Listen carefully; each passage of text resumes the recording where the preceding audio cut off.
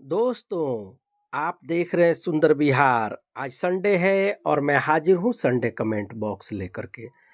मछली के शिकार से जुड़ा हुआ कोई भी सवाल है जो सुंदर विहार चैनल के ऊपर कमेंट में आता है, हम कोशिश करते हैं उसी दिन जवाब देने के लिए। अगर कोई सवाल ऐसा है जिसको समझाने के लिए समय चाहिए, तो उसको हम कमेंट बॉक्स में शामिल करते हैं ताकि हमारे व्यूअर को अच्छा से समझ में आ सके। दोस्तों, आपके मन में अगर कोई सवाल है तो प्लीज़ हमसे सवाल कीजिए, हम कोशिश करेंगे आपके सवालों का जवाब देने के लिए। तो चलिए दोस्तों, शुरू करते हैं, देखते हैं आज का पहला कमेंट किनका है।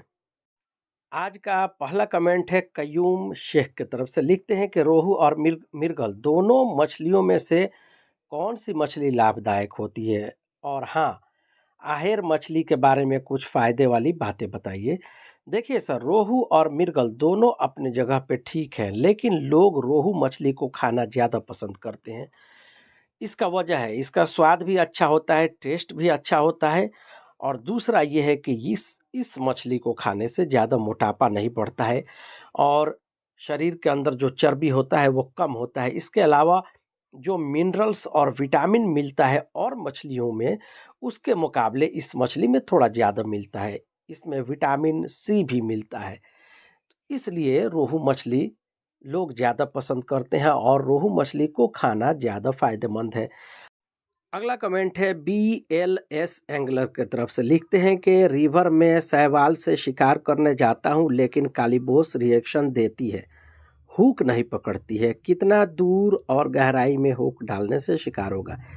देखिए सर, अगर सर्दी का मौसम में पानी साफ है, पानी साफ दिखाई दे रहा है, तो कम से कम 1 मीटर नीचे पानी के गहराई में फिशिंग हुक डालिए। फिर भी अगर वहाँ आपका फिशिंग हुक दिखाई दे रहा है, तो और नीचे गहराई में डालिए। लेकिन अगर पानी का गहराई किनारे कम है, तो थोड़ा दूर पानी के अंदर फिशिंग हुक डालिए, जहाँ पानी आपको साफ दिखलाई नहीं दे रहा हो, उतना दूर आपको फिशिंग हुक फेंकना चाहिए। इससे ये होता है कि अगर आप किनारे खड़े हैं और आपने चारा डाला है, तो मछली डरती है चारा खाने से, तो पानी के गहराई में डालिए और थोड़ा फिशिंग हुक दूर डालिए। तो कम से कम 10 मीटर दूर होना चाहिए और पानी के गहराई टॉप लेवल से कम 1 मीटर नीचे फिशिंग हुक होना चाहिए। सर्दी के मौसम में खास तौर से साफ पानी जब होता है, तो जैसे स्क्रीन पर आप देखेंगे इस वीडियो के अंदर पानी बिल्कुल साफ दिख रहा है। इस तरह का अगर साफ पानी है, तो आपको दूर फिशिंग हुक फेंकना चाहिए, बहुत दूर फेंकना चाहिए, ताकि मछली का शिकार आसानी से आप कर सके। तो उम्मीद करता हूँ सर इस तरीका को आजमाएंगे। अगर फ़ायदा पहुँचता है तो प्लीज़ कमेंट करके ज़रूर बताइएगा। Thank you sir. अगला कमेंट है सूरज कुमार की तरफ से। लिखते हैं कि सर, हमारे यहाँ नदी में बहुत गहराई है, चराई कहाँ करें सर?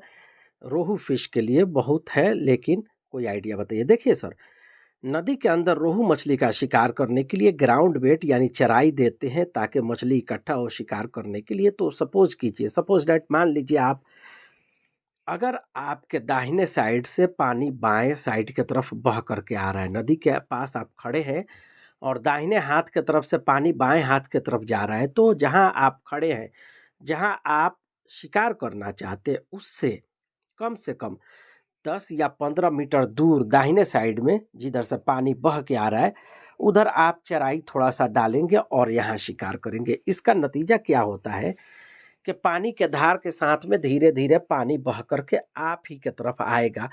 तो मछली जो है चारा खाते हुए इधर से आगे बढ़ेगी दाहिने साइड में, यानी बाएं साइड से दाहिने साइड में जाएगी। एक तरीका हो गया। अगर पानी का गहराई किनारे है तो सावधानी से शिकार कीजिए और किनारे के तरफ ही ग्राउंड बेट डालिए। अगर ज़्यादा गहराई में आप ग्राउंड बेट डालना चाहते हैं, तो कम से कम ध्यान रखिए 2 मीटर ज़्यादा गहराई में डालिए, उससे ज़्यादा गहराई में डालने की ज़रूरत नहीं है। जब भी शिकार करने जाइए, सर्दी के मौसम में धूप निकला हो तब जाइए। अगर और गर्मी के मौसम में आपको सुबह जाना चाहिए या शाम को 3 बजे के बाद जाना चाहिए। ज़्यादा तेज़ धूप में शिकार नहीं कीजिए। कभी भी जाइए नदी के किनारे, कम से कम 2 3 4 लोगों के साथ में जाइए, इंजॉय करके शिकार कीजिए। लेकिन ये ध्यान रखना है कि शिकार करते समय ज़्यादा ज़ोर ज़ोर से चिल्लाकर बात नहीं करना चाहिए। इससे मछली के शिकार में डिस्टर्ब होगा और मछली आपके शिकार में कम आएगी। तो ग्राउंड बेट जिस तरीका से हमने बताया, उस तरीका से आप इस्तेमाल करेंगे, बेहतर फ़ायदा होगा और बहुत तेज़ी से शिकार होगा। Thank you sir.